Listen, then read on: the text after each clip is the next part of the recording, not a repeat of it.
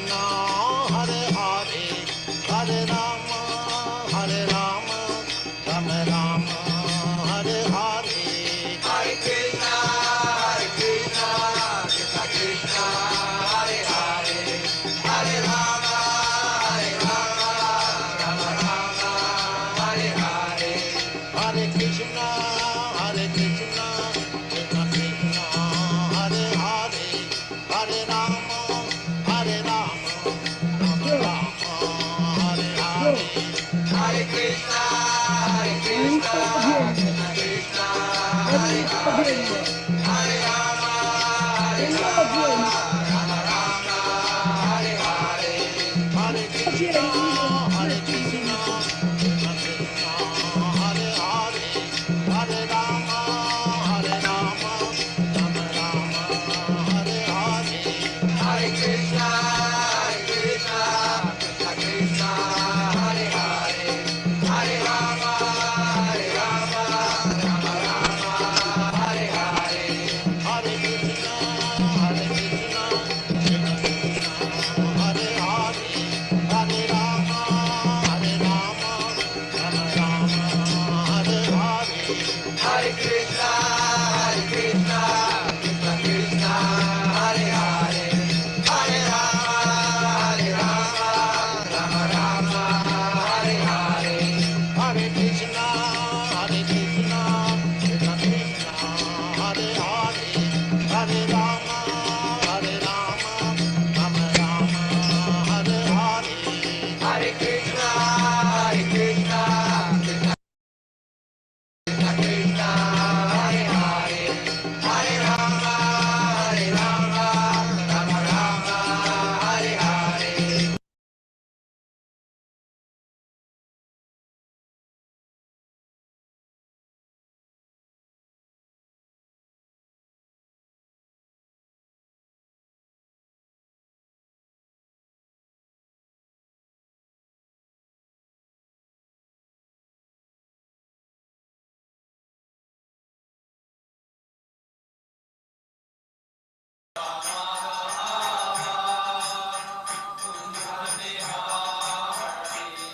Jaya Radha Madhava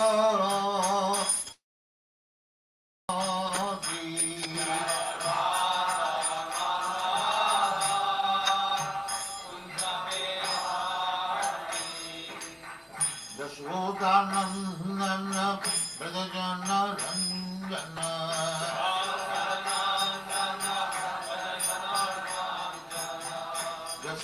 Jashodanandana Brajajana Ranjana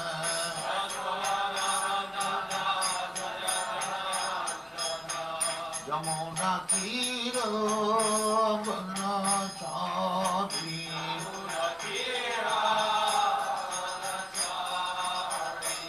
Jamuna Tira Vanachari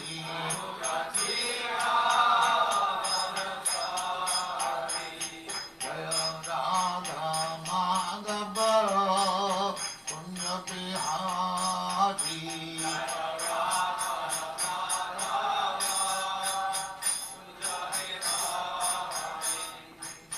Gopi Jana Vallabha Girivaradhari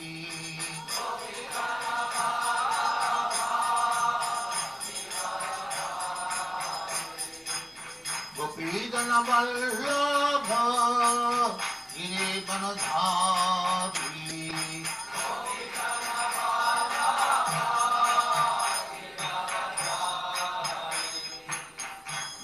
Yashodanandana Brajajana Ranjana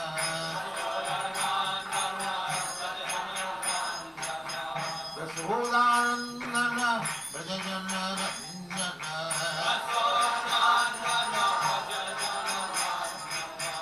Yamuna Tira Vanachari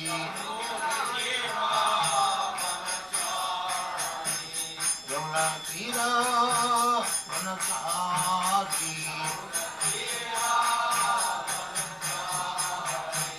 Jaya Radha Madhava Punya Bihari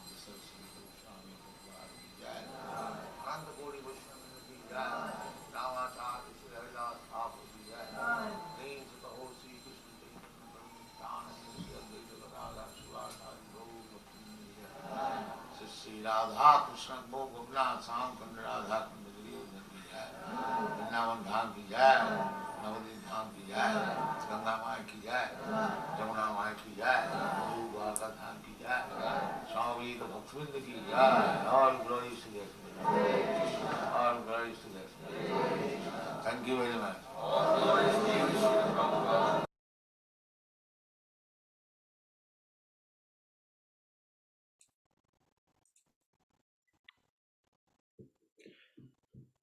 Hare Krishna Maharaj. Thank you very much. Please accept my humble obeisances. All glories to you, all glories to Sri Prabhupada, all glories to Gurudev. Hare Krishna. I'm going to put the verse on the screen so we may start. Okay. Okay, thank you, Maharaj.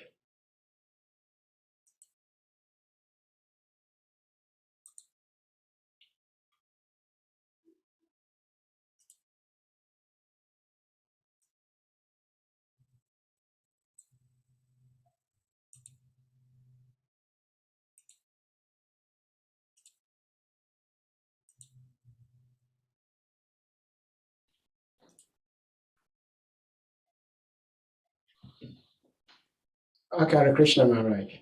Okay.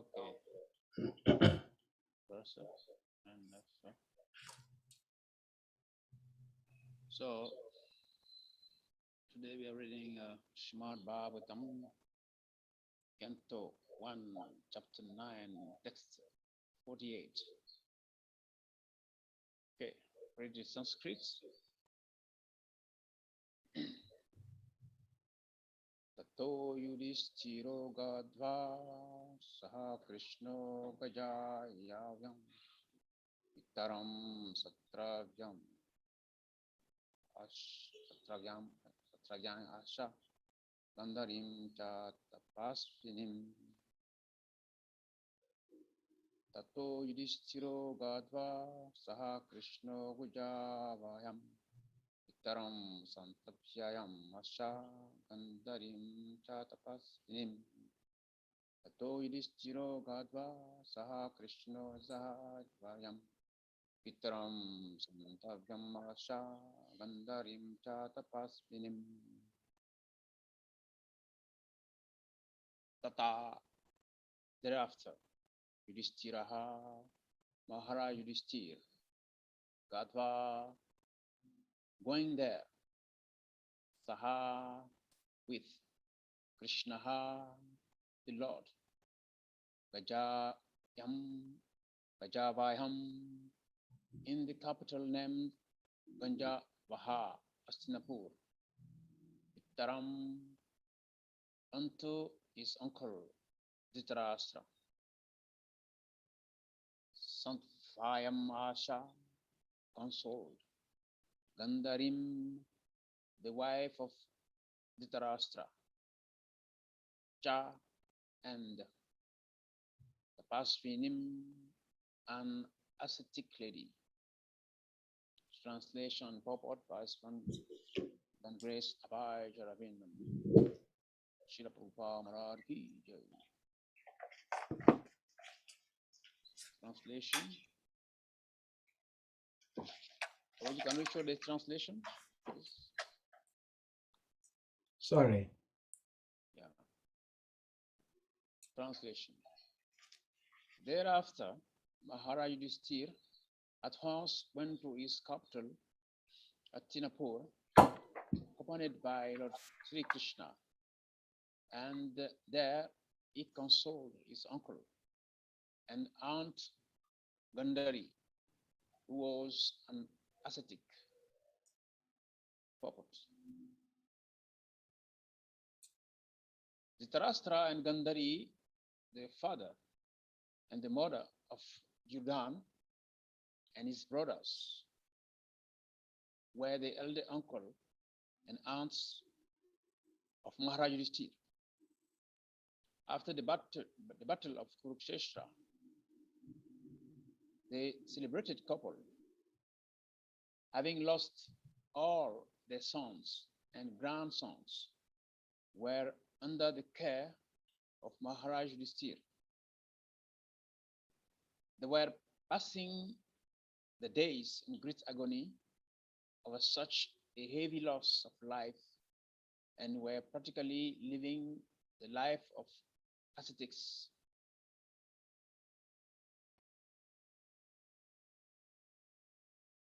The death news of Bhishmadev, uncle of Dhritarashtra, was another a great shock for the king and the queen.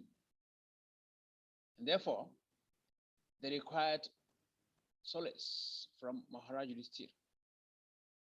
Maharaj Yudhishthir was conscious of his duty, and he at once hurried to the spot with Lord Krishna and satisfied the bereaved Dhritarashtra with kind words from both himself and the Lord also. Gandhari was a powerful ascetic, although she was living the life of a faithful wife and a kind mother. It is said that Gandhari also voluntarily blindfolded her eyes because of the blindness of her husband. A wife's duty is to follow the husband 100%. And Gandhari was so true to her husband that she followed him even in his perpetual blindness. Therefore, in her action, she was a great ascetic. Besides that, the shock she suffered because of the wholesale killing of her 100 sons and her grandsons also was certainly too much for a woman. But she suffered all this just like an ascetic. Gandhari, although a woman, is no less than Bhishmadev in character. They are both remarkable personalities in the Mahabharata.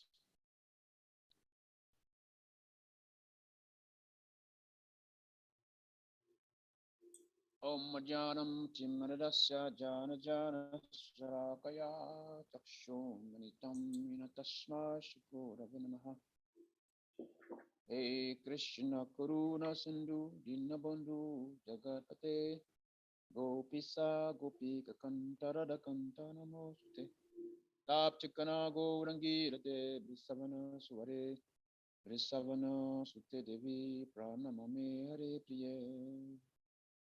Vanchikalpatarungascha Kripa Sanumvyaevacha Patitanam Pavinavyo Vaishnavyo Namo Namaha Namahom Vishnu Padaya Krishna Prastaya Bhutale Srimate Bhakti Tirtha Swaminiti Namine Namaste Krishna Padaya Prabhupada Satmane Shri Gaura Karuna Sakti Bhakti Titis Namine Namahom Vishnu Padaya Krishna Prastaya Bhutale Srimate Bhakti Vedanta Swaminiti Namine Namaste Sarvasi Devi Gauravani Pracharine Nirvisesa Sunyavadi Patsatade Satarine Jai Shri Krishna Chaitanya Prabhu Nityananda Sri Advaita Gadadara Shri Vasari Gaura Bhakta Vrinda Hare Krishna Krishna Krishna Hare Hare Hare Rama Rama Rama Hare Hare Mukam Kaloti Vachalam Pangam Nagete Girim Yat Kri Patata Vande Shri Gurum Dinataranam.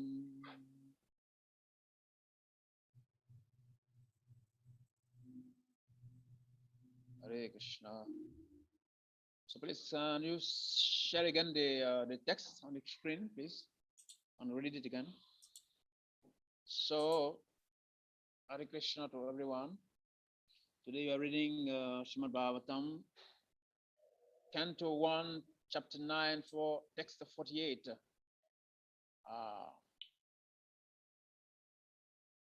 Yes, translation is thereafter. Maharaj Yudhishthir at once went to his capital, Hastinapur, accompanied by Lord Sri Krishna. And there he consoled his uncle and aunt Gandhari, who was an ascetic.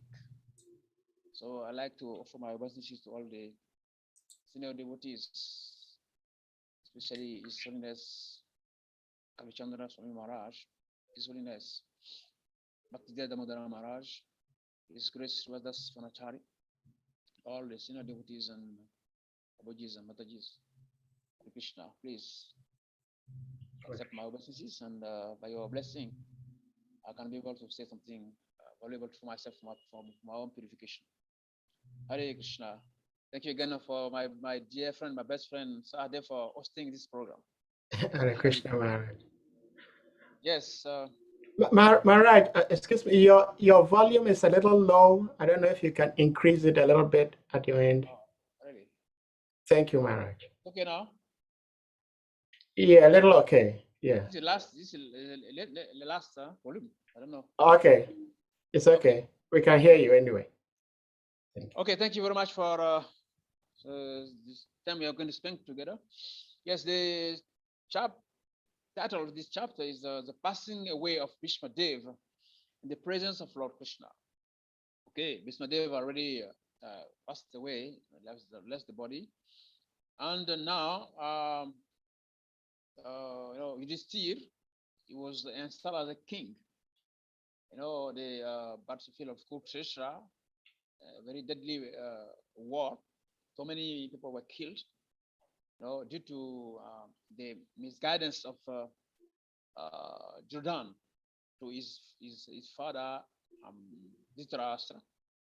Now that the war is over, and the great general Bhishma Dev have left. Now Yudhishthir is the king, and from the old Mahabharata, you could see that in the childhood of the Pandavas, they suffered so much, due to the attack or persecution or diplomacy or wrong deeds from the Kauravas, especially Jordan. They attempt many times to kill them. Yeah. Now, you see, the war is over, and all the 100 sons and grandsons of Dhritarashtra, they were all killed. No a single one remained. All of them were killed. See, so here Maharaj Yudhishthir is expressing some qualities, Vaishnava qualities: forgiveness and compassion. Yeah, as we said, even at the point Vidura have to leave the palace of Dhritarashtra. Why? I remember that at the point Vidura was still trying to advise Dhritarashtra. Even in fact, he said he told Dhritarashtra in the beginning that, look, your son, his son, Jordan, because when Jordan was born, so many bad signs were manifest on the earth planet. So Vidura told him, look, like your son, this son is going to be the cause of your downfall. He's going to create a great havoc. Better kill him now. Well, the father was having so much love and compassion for his son, so he did not listen. So the last point, before the war, Vidura was still trying to make Dhritarashtra to come back to his senses. So one day he was trying to advise him, and at that time his son Jordan entered the palace, and he heard what Vidura was telling to Dhritarashtra. So he said, "Who allowed this one to enter this palace? Is this son of Shudrani? the son of Shudrani. Let's beat him until until his last breath. So he insulted, Vidura badly. So that day, Vidura felt, look, I've had enough this palace, because in the palace, in the kingdom of a king, there is so many conspiration, so many bad things going on.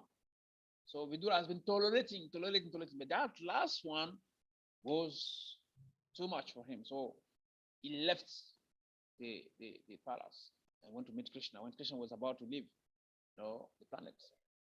Yeah. So after all those things, Vidura, Yudhishthir still have some, compassion and love for Dhritarashtra, which is not common.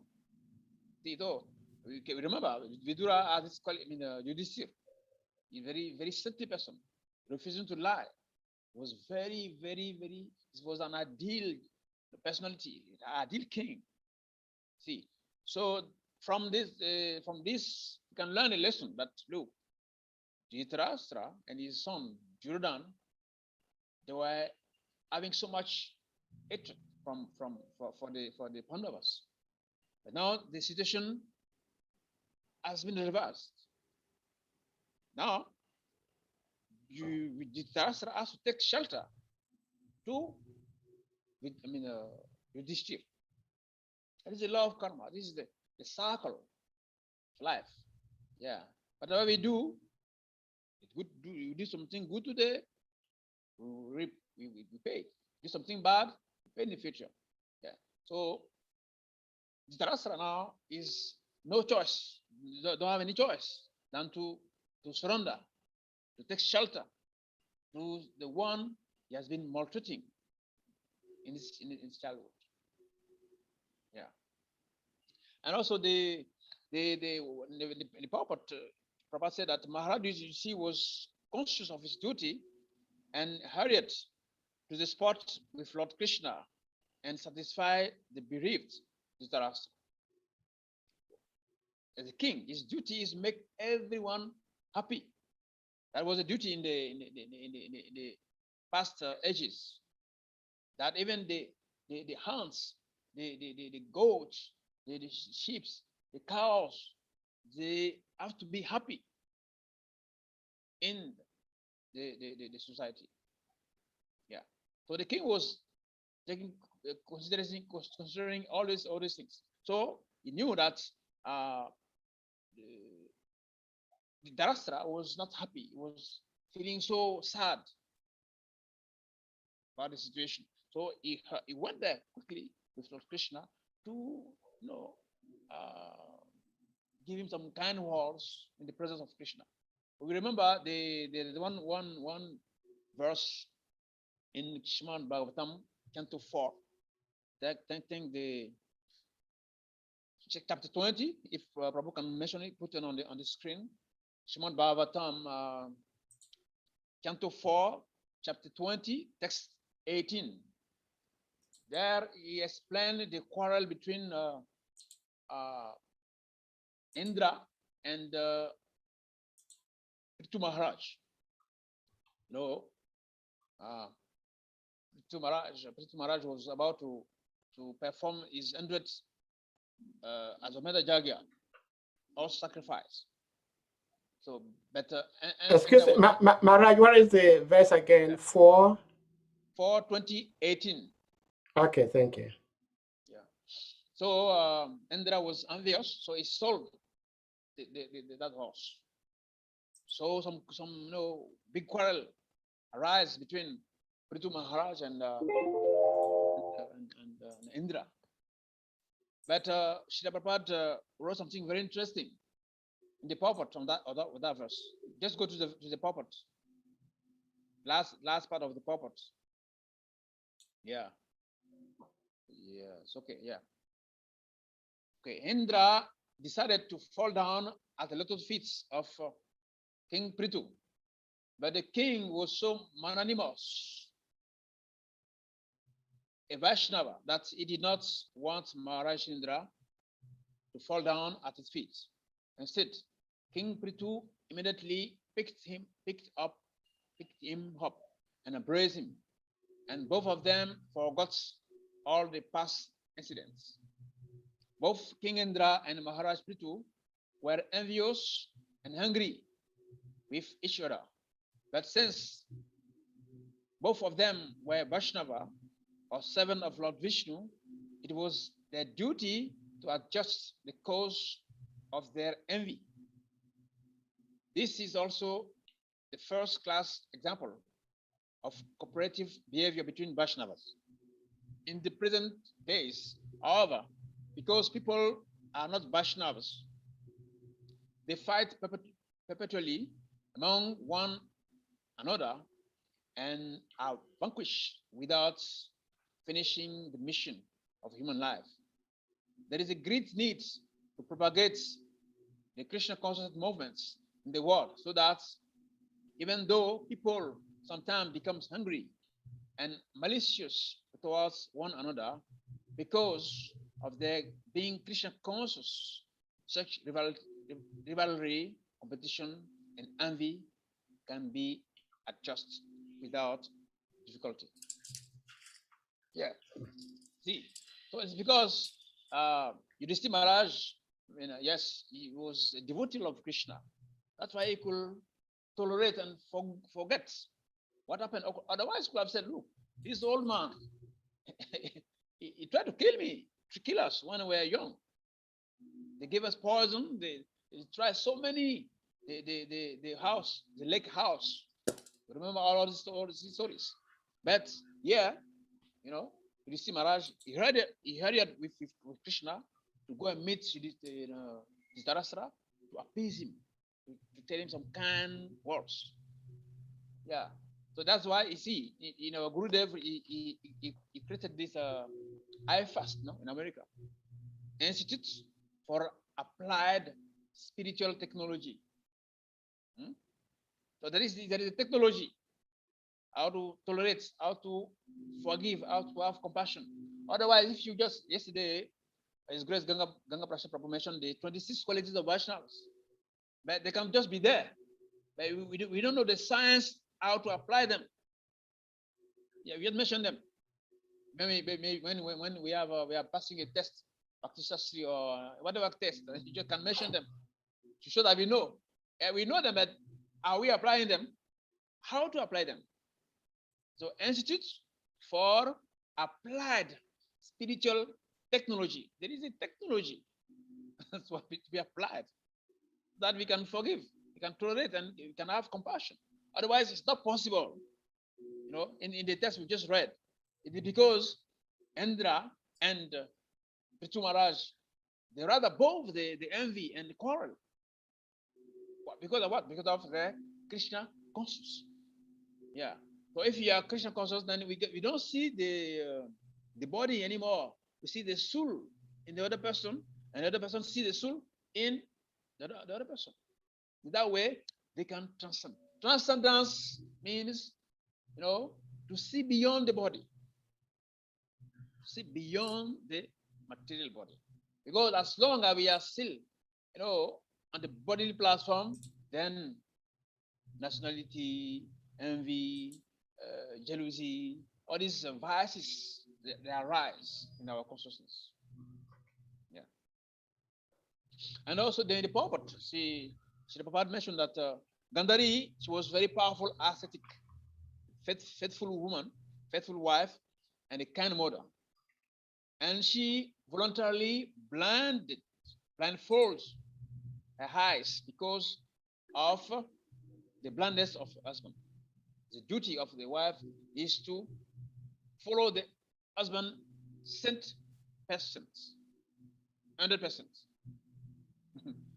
Nowadays, in this Kali Yuga, now we have what we call equal rights. Women and men, the same. The men wear trousers, the women also wear trousers. The men drive bus, the women also drive bus. We can see men as military, as soldiers. Also, we have women also. You can see a woman policeman, a man policeman. can see a man head of state, cannot see when head of state. Yes, these equal rights. But a question: can a cat be a dog and a dog be a cat? Is it possible to change like that? No. See, God, he knows, Brahma, he knows why he put some soul in the body of woman, and knows why he put some soul in the body of woman. It's not the same psychology at all. Yeah. So in Vedic principle, women, they always follow their husband. Yes, it's mentioned that when they are child, they should follow the father, and yes, when they are married, they follow the husband. When they are even they grow old, they still have to be under the care of the senior son. Yeah. So when Gandhari had, because she was young, very young, when she had a look, the husband you're going to marry is blind. That very day, she got a cloth and tied her eyes. Why? Because she don't want to be superior in any way to her husband. Yeah, to the husband. Now this thing is not. We don't see that anymore. In a couple, they when they go to marry, they ask. There are two type of question. They ask. This our property is common property or separate property? They ask the question. Huh? Some say separate properties. Some say common. Those who say separate property, it is already a sign that there is no true love. Because if you love yourself, then everything, even a needle in the house, belongs to both of you. As long as you say separate properties, means something is wrong somewhere. Yeah. So this Gandhari is, and also she's ascetic to be able to do that. She condemned her own freedom, like to be free to move anywhere. See, my husband is blind. I must also be blind like him, because if I see things, it means I'm superior to him. Yeah. So she followed him his perpetual blindness. That it was a big tapasya, very big tapasya. Not common. Like in the old days, the the right of sati, when a woman lost her husband, she has to follow the husband into the fire. They were having so much faith because my husband is no more. What can I do again? This world without my husband. So they follow. Yes. So Gandhari was such an elevated and ascetic woman and faithful wife and kind mother. Gandhari.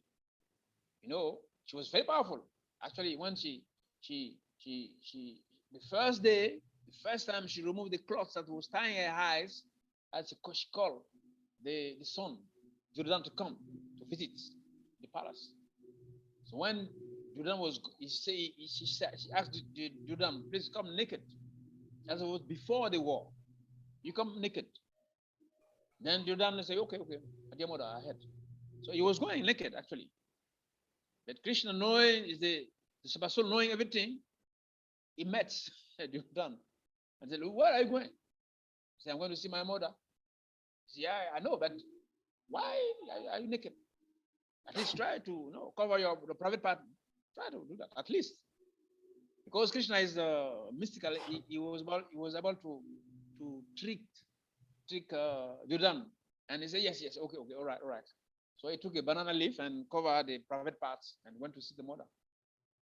Then when he got there in the palace for the first time since she got married to her husband, that's first time to remove that cloth, and say that she projects some energy, very powerful energy that could cover the body of Jordan from from the head to the toes, that no harm, no weapon can penetrate. Yeah, so once you look at Jordan from the head till the toe, all these parts were immune by power, except that part where the banana leaf was. That was the way Krishna showed him that, oh, okay, the weak point of Jordan is Islam.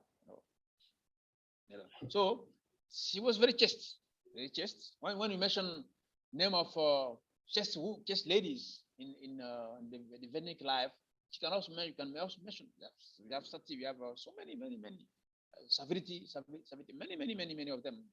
Even Gandhari also, she's very chaste.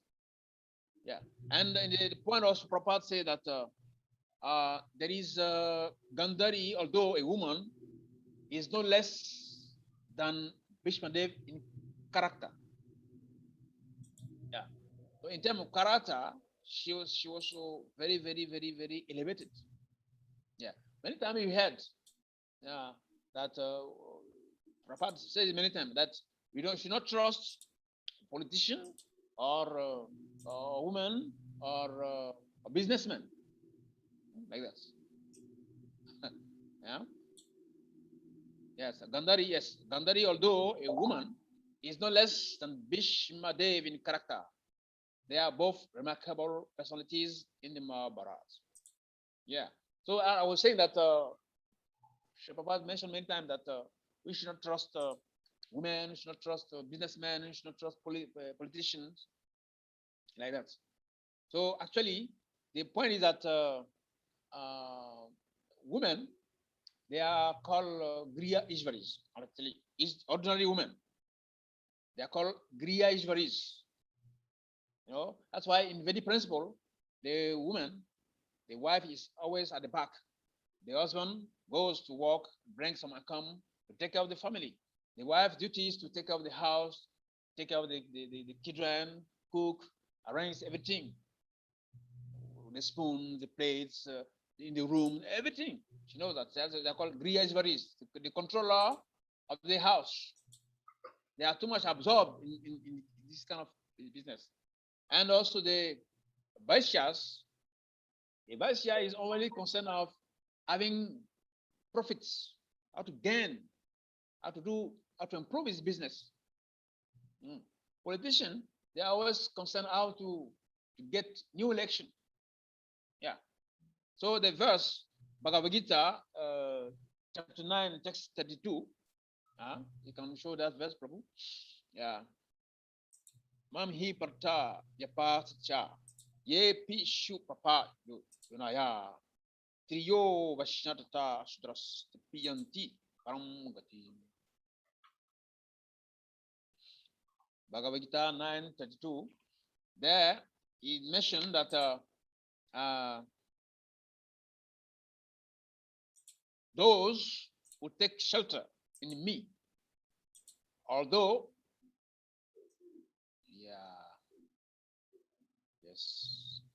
okay, O son of Prita, those who take shelter in me, though they be of lower births, women, Vaishya, merchants, and Shudras workers can attain that supreme destination.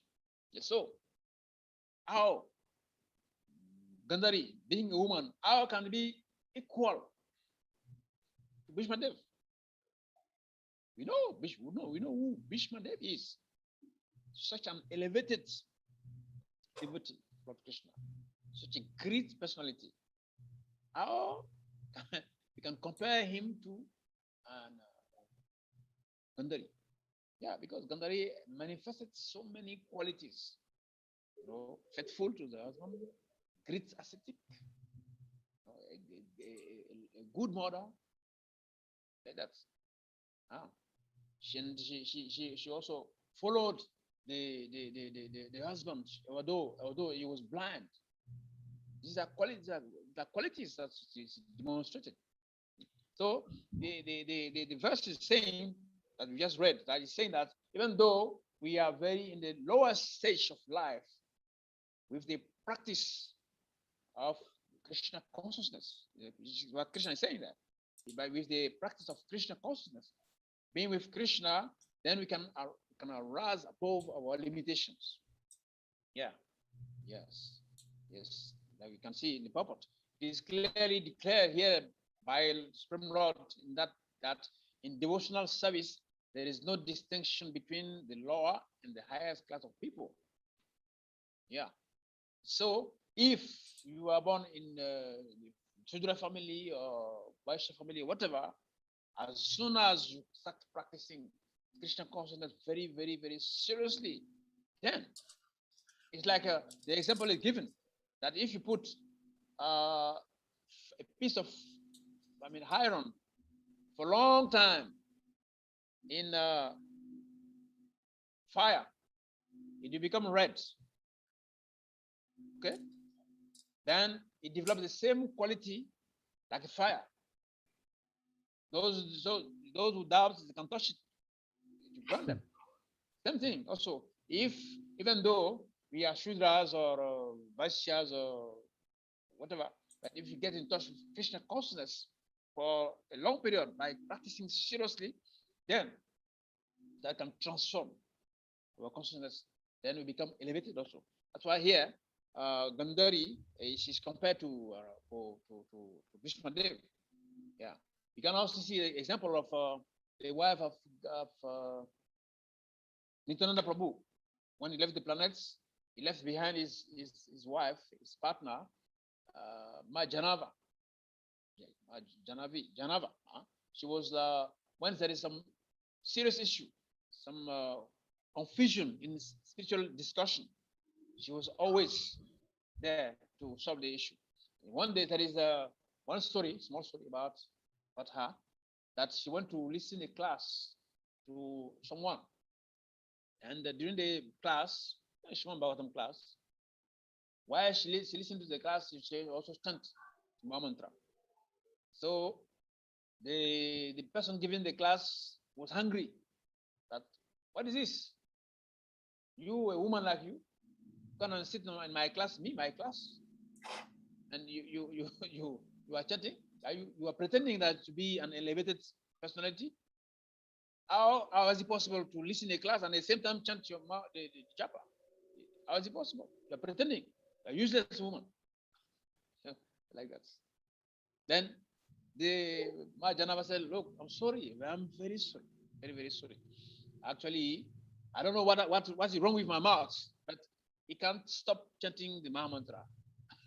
My mouth cannot stop chanting the Mahamantra. It's not possible for even a second. So, and I think the following story that that person got cursed. He got leprosy, like that. So you see, it is possible to be transformed, in this life through association of devotees, through the practice of Krishna consciousness.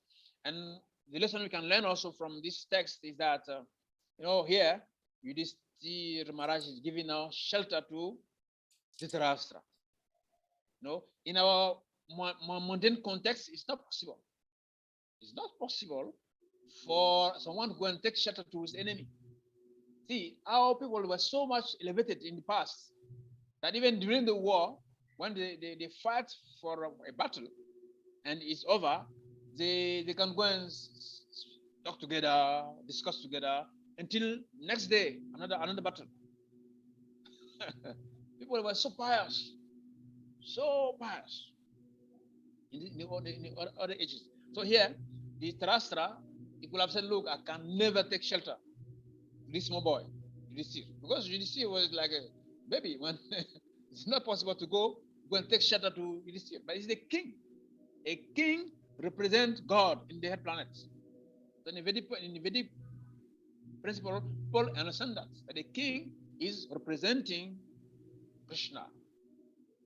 So the Dhritarashtra and his wife, they went take shelter. And the Shira also could have said, oh, look, this old man, he made us suffer too much because of him and his associates, what do you call it, devotee, what is his name? She got naked in the public. Continue? No, continue. Yes. Please give me that name. Draupadi, yeah. Draupadi. Yeah. Yes. You could have said, look, because of Dhritarashtra and his gang, they were trying to put Draupadi naked in the public. You could have said all these things and say, no way, I cannot give him shelter. He should go in hell to hell. No, but his heart is so soft, so forgiving, so much compassion that he say, look, let me take shelter. Let me give him shelter. Let me give him some kind words, and he went with Krishna. Okay, yeah. So this we have to learn. Three qualities we have to learn here: tolerance, compassion, and forgiveness. And also from Gandhari, you have to learn how to be tolerant, also patient, to follow 100% the husband, and to apply that's submission, total submission to the husband. How can nowadays it's not possible to see that. If your husband is blind, then nowadays women you go and find someone who can see clearly. It's not possible. If you marry a husband and he has a car, a house, and if the car break down and take a taxi, then it should change the mind. Now we're having a car. Now we are taking a taxi. Maybe tomorrow bicycle, and like that. Yeah. So we have to learn from Gandhari. She's very ascetic. Her life was completely life of an ascetic woman. Yes. Nowadays, it's not possible to find this kind of personality. That's why she's compared here to great general Bhishma Devi. Hare Krishna. Hare Krishna. Thank you so much, Maharaj. That's a very, very interesting question. Class.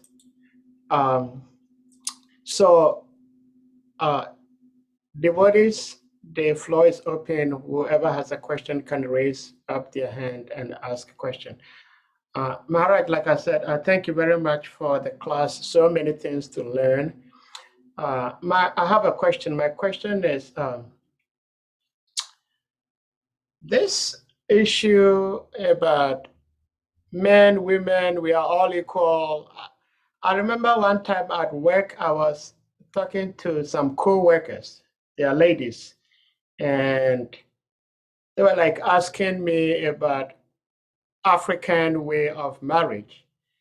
And I was trying to explain that in Africa, especially where I come from, West Africa, it is the responsibility of the man to provide for the family. If even the woman has job and has more money than the man's responsibility is to care for the household. And the woman listens to the man.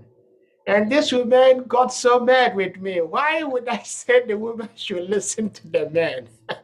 Why not the man listening to the woman? Yeah.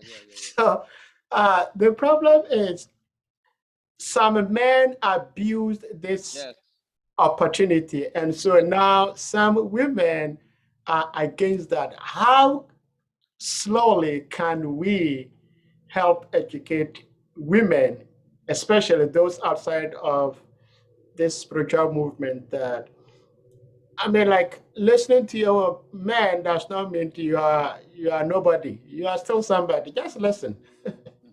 How best do we help them, Maharaj? Hare Krishna. Yes, thank you very much. See, by simple observations, by studying the body of a woman and a man, you know, when the man Hare Krishna Maharaj. Hare Krishna Maharaj. Hare Krishna Babu. Please, maybe if we can remove that your FP so that we can hear you more clearly. Okay now? Yeah, now it's a little lighter. Yeah. It's okay? Yes, Yes, Maharaj. yes. Yeah. Thank you. Yeah. So I was saying that if you study the body of a woman and a man, when there is they are together, there is a pregnancy, no? Pregnancy, the woman bear the baby 9 good months in the stomach. And when she deliver, she's still weak. The baby has to go 1 month, 2 months, one year, still breasting the baby. Even when baby is, the baby has to reach at least 8, 5, 10, something like that before she can breast. So by natural design, the woman has to be patient and stay at home and let the man go and find something. How can you, if you want to, you say you are equal to your husband, how can you go to go and find some from work when you are pregnant from 9 months and when you give birth to your child after 1 week? It's not possible. No? You need to stay at home. So naturally, it's already designed like that. It's because now Kali Yuga people are very stubborn. We call it material advancement. Advancement in negativity, advancement in illusion. We are progressing towards our own grave. We call it advancement. Breaking the Vedic principles mean advancing. You see, so we need to gradually explain to them that even though we say equal right, it is not equal. I mentioned that a dog cannot become a cat. A cat cannot become a dog. It's not possible. Yeah. So this is a modern, artificial, things that we are observing now. That's why there's so much suffering, so much suffering. People, women, they think it's their rights. They are being exploited by men. You see, like that.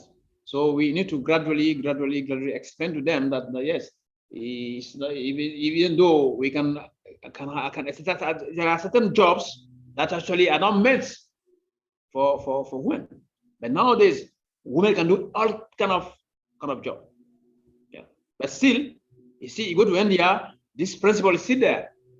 The women, they always, even though the Indian who come to Africa for business, the same thing they do. Huh? The wife always at home, taking care of the child, cooking. The husband go to work and bring some income to take care of the family. Yeah, sit there. Thank you very much. Thank you very much. Actually, see, one time one of my bosses asked me, says, "Hey, Jarvis, in Ghana, are the women the authorities in the household or the men?" And I said, the man, he said, "You liar." And I said, "Yeah, you're right." Because Maharaj, like as you said, of course, you're Maharaj. But those of us who are married, if we are sincere to ourselves, we know that in reality, it's the women that control the house, not the men. Yeah. It's the women that control the house, but the men, when we go outside, we appear like we are controllers. Yes. But if the woman is just submissive, and like the example Gandhari showed here. But my other question is, even in ISKCON, such a wonderful spiritual organization, we see like the experience Prithu Maharaj and Indra showed us from the text you gave for 2018. Very powerful example. We hardly see it, I wouldn't say hardly, but we don't oftentimes see it even in our movement.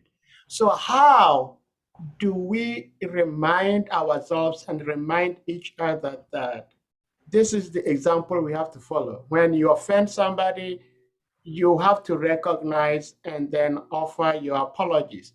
And the person being apologized to should also not feel, excuse me to say, so proud that, okay, this person is apologizing to, but submissively, humbly, respectfully, we meet each other, and then we find peace. How do we follow this example? It's very amazing, Maharaj.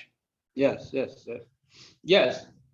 We can do that only when we will go deep into our practices. Yes. If you stay superficial, artificial, then we cannot.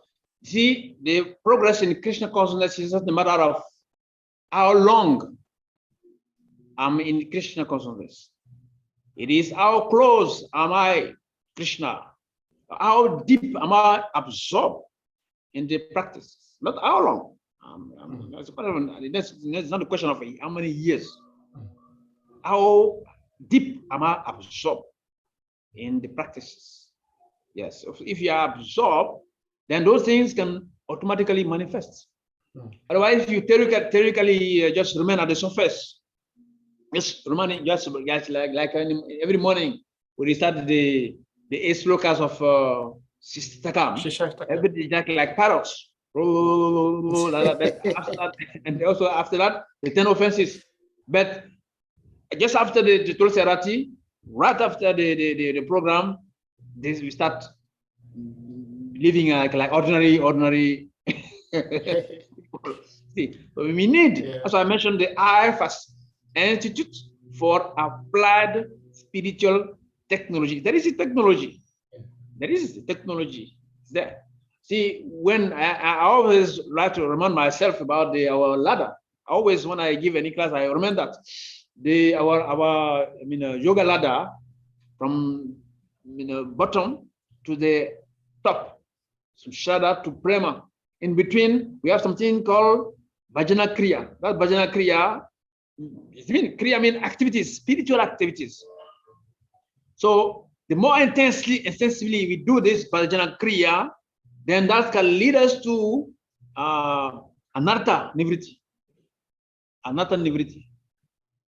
I was telling devotees in Jamastami, the class I was that Krishna keeps so many demons, but these anarthas that the demons displayed, they are still available in our consciousness, in our character, in our behavior. Yeah, so we need to kill, we need to destroy all of them. By doing what? By really practicing deeply, very deeply, this Krishna consciousness, not to remain at the surface. That way, yes, we can learn how to tolerate, just like the case of Indra, as I mentioned, Indra and Prithu Maharaj. It's not easy, eh? It's not easy for Prithu to tolerate. And also, it's not easy for Indra to come and bow down to the feet of Prithu Maharaj. But why they did it? Because of their Krishna consciousness. That's what Prabhupada said. Yes. So what will bring us together is not our big head, it's not our so many slokas, our big temple, it is our connection, our deep connection to Krishna. Yes. When I'm connected to Krishna, I will develop the same quality than you, and you develop the same quality than me. Because after all, we are all part and parcel. Such Ananda. Yeah. So the problem is not that we are not going deep in the practice.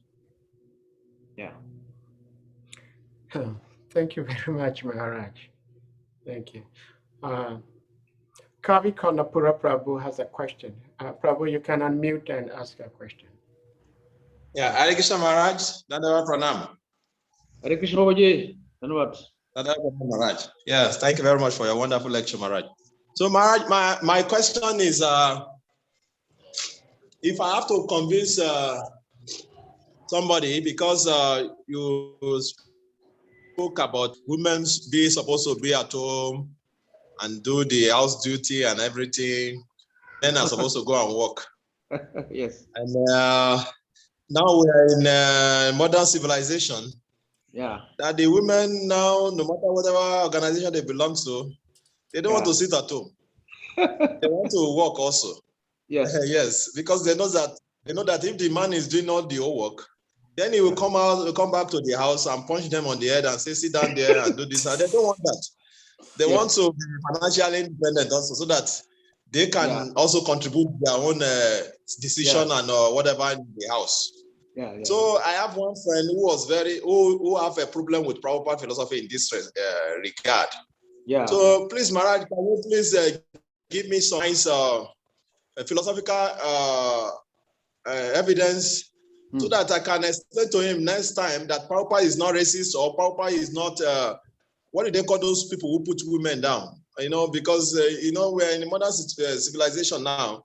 So how can I convince such people that also we are trying to propagate, a philosophy that is for everybody, not that men are higher than women are less intelligent. So, Maharaj, please, I will need some explanation. I hope you understand my question. Yeah, I understand clearly. I understand clearly. Yes, I think the first thing is to first speak to the men themselves. Yeah, the ball is in the camp of the man. Yeah, because as Sade Prabhu was saying in the beginning, that the men are abusing. They are using strength. They think they're more intelligent, more powerful, more clever. So that makes the women to be in a situation of insecurity. Yes. So when they are in a position of insecurity, then they try to defend themselves. Just like I was mentioning in the Vedic principle. Vedic life, automatically the women know the position. They know, yes, my position is at home, and my duties, the duty of my husband is to go and bring some income. Then so it is clear. But in the modern society, as you mentioned, African society, European society, American society, it is opposite. Yes. And if you also allow a man to go out and leave the husband, the wife at home, what we see in Europe, in Africa, and everywhere is that the husband sometimes he lie, he pretend that I'm on a mission, but actually he has having some other women outside. So when women see all these things, they cannot accept. So first, the man has to be honest. Has to be honest, and when the woman they see that yes, I can trust my husband 100%, then she can accept. But if you don't trust the husband, you see you are going home. You are going to work, but you are taking an opportunity to go meet another girlfriend, another woman. So first, the husband has to be first class husband. Then automatically the wife will see. Women, they have psychology, can observe and study very clearly the husband. If it's correct, if it's sincere, they can know. Yeah. But it will be difficult. It's not impossible, but it's going to be difficult at this point. But still try. Can still try. But first, as I'm saying, the ball is in the camp of the husband.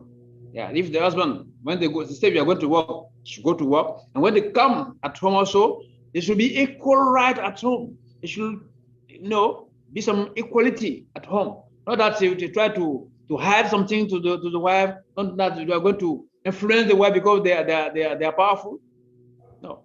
When the woman see that yes, I'm in total security with my children, then she can accept a position as the one who can stay back, and the husband will go and bring something.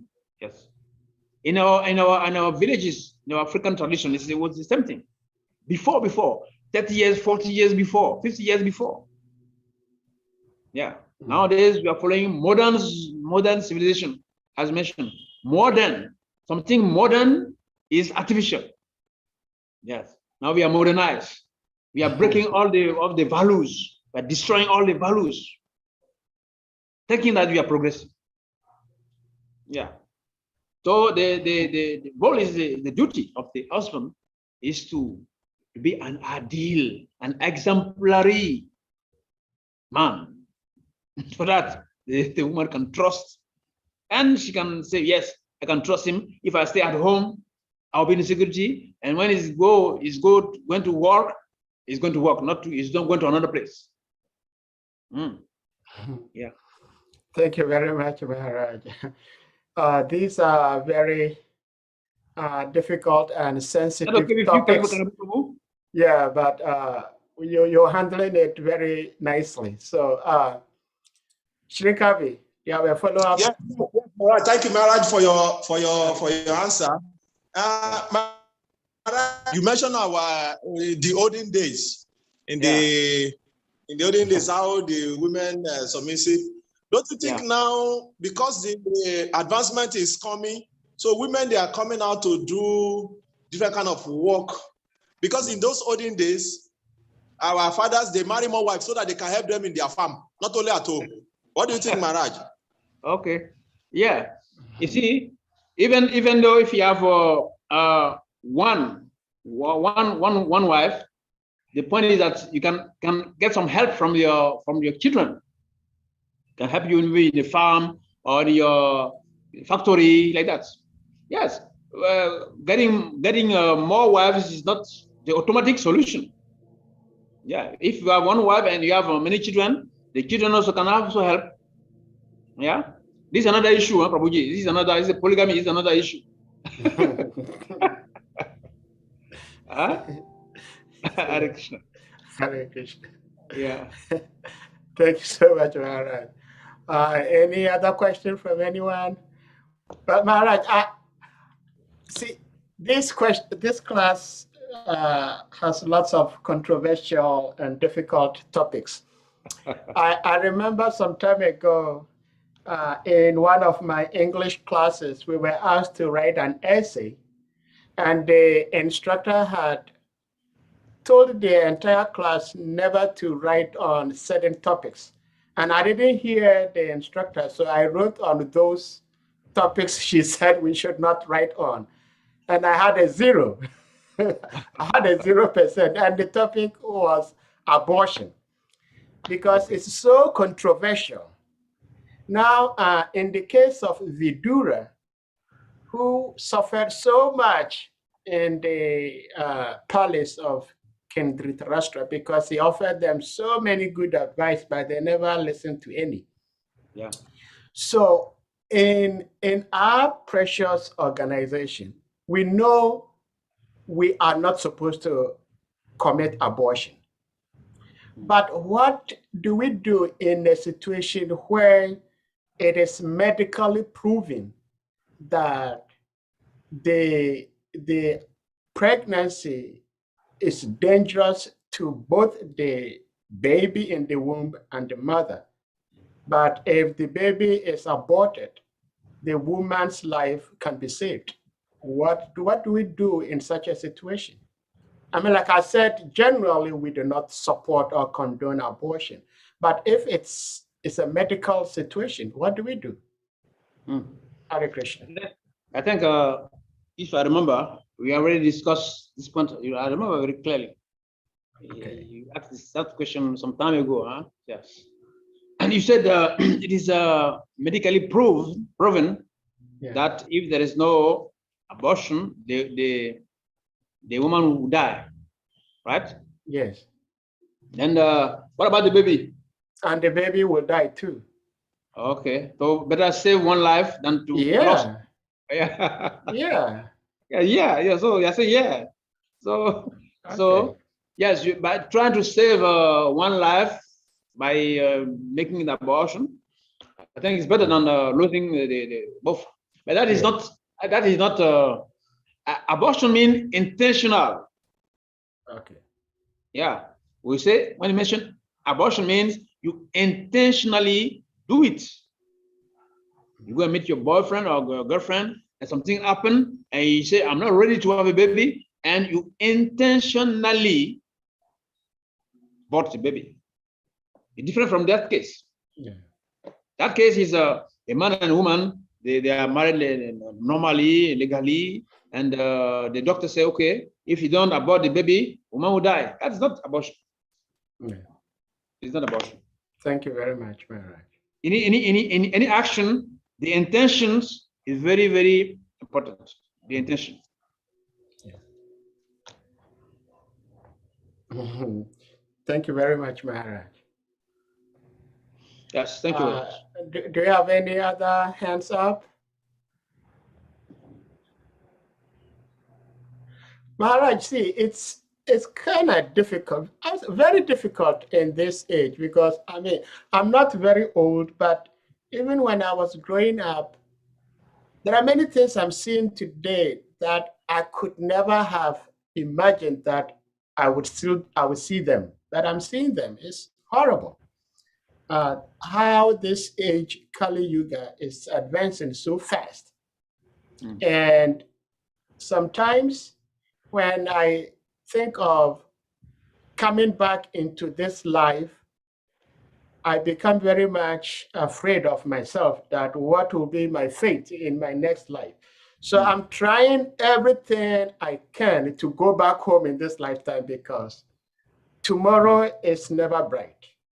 Now, trying to go back home in this lifetime is also so difficult because oftentimes when Srila Prabhupada speaks, he talks about cent per cent, like he used cent per cent for Mother Gandhari, who trusted and depended on her husband. And here I am, I'm not cent per cent Krishna conscious.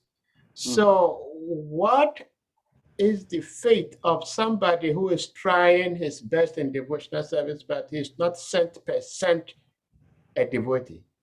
Yeah. Does he also have some good chance of going back home? Thank you, Well, Maharaj. There are three situations. We have those who are called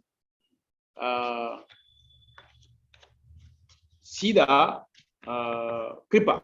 I mean, Siddha, they call them Nitya Siddhas. Nitya Siddhas. They are already liberated. When they come to this world, they are already liberated. There are those we call Kripa Siddhas. Those who get liberation through mercy of a guru or through mercy of Krishna. And the other one are called Sadhana Siddhas. They are majority. Nitya Siddhas, they are very rare. Like Srila Prabhupada, they come already, they're pure, they have a mission. After the mission, they go back. And the Kripa Siddhas also is very rare. Not common to see Chaitanya Prabhu liberating dogs or palm trees. This is an exceptional situation. So we should not rely on the two, the above two. That we first of all, we are not Nitya Siddhas. Yeah. This is one. And two, how long are we expecting this Kripa Siddha? You see, sometimes in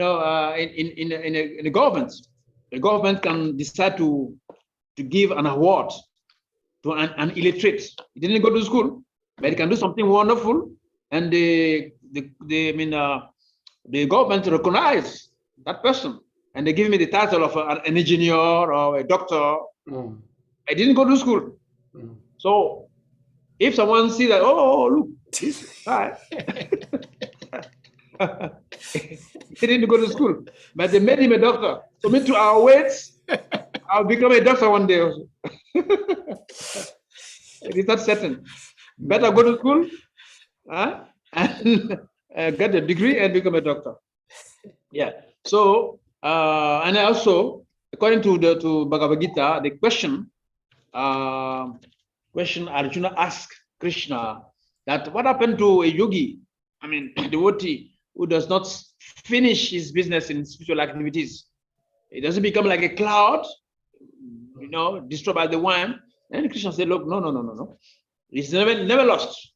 A small attempt is never lost.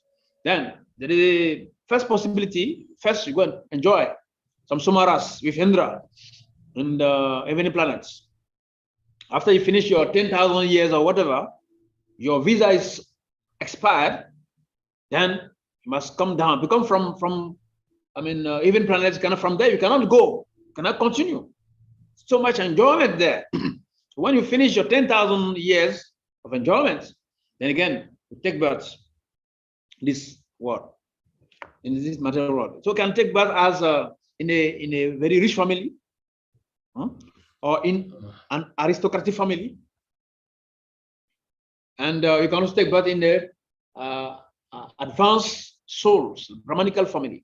Both the first two situations are very risky, because take birth in a rich family, you'll be too much covered, with wealth. Though for you to be devotee, it will be difficult because too much wealth. Everything is there at home. And also to be born in the aristocratic family, too much protocols.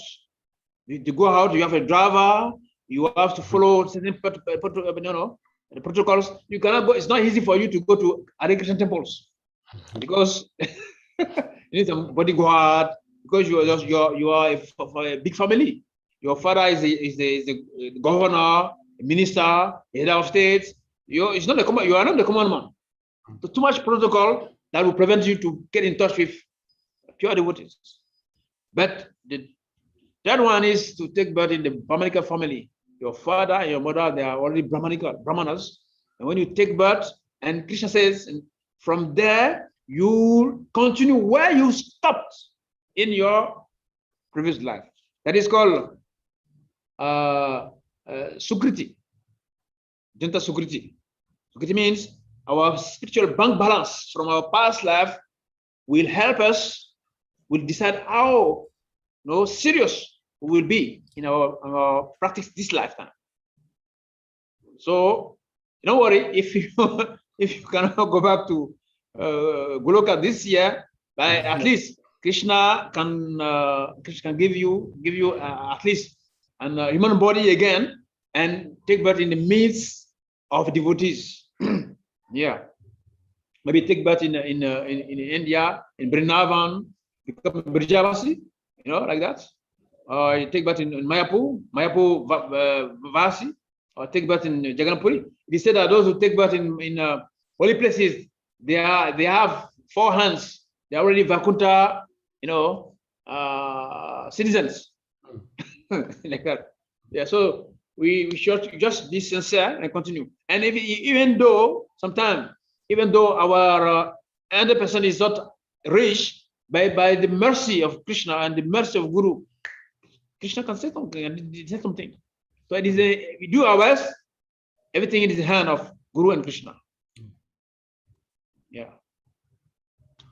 Thank you so much, Maharaj. Thank you so much. Hare Krishna.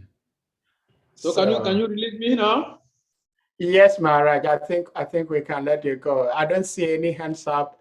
So we ask all the devotees to unmute themselves, and then we chant Big Hare Krishna to honor Maharaj's presence and his lectures. Hare Krishna, Hare Krishna, Krishna Krishna, Hare Hare, Hare Rama, Hare Rama, Rama Rama, Hare Hare. Thank you very much. Thank you very much. Hare Krishna. Hare Krishna.